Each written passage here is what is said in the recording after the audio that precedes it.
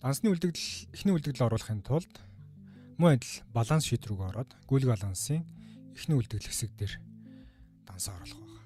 За эхний үлдэгдлийн дөнгөө оруулахын тулд мөн адил шууд гараас зоох боломжгүй. За аль дансан дээр эхний үлдэгдэл оруулах гэж байна. Тухайн дансаа сонгоод за жишээлбэл кассын эхний үлдэгдэл оруулъя гэвэл кассанд байгаа бэлэн мөнгө гэсэн утгын артлын Д багны харгалзах нүдэн дээр жижиг суман дээр дараад Е үсгээ сонгоно. За мөр засах улбар шар товчоо дараад за тухайн засварлах боломжтой нүднүүд шаралчж байгаа, шар өнгөтэй болж байгаа. За тухайн хэсэгт мөнгөн дүнгээ оруулаад буцаагаад хамгаалах ногоон товчоод орж байгаа. За хамгаалснараа дүнд засвар орох, дүн өөрчлөгдөхөөс сэргийлж яана гэсэн үг.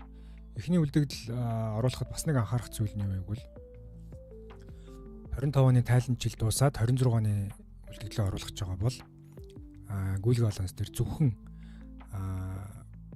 хөрөнгө үр төлбөр өмчийн л данс оруулна гэсэн үг. Өөрөөр хэлбэл 440-т өмнөх үеийн хуримтлагдсан ашигаас дээшээ дүнгүүдэд эхний үлдэгдлээ оруулна.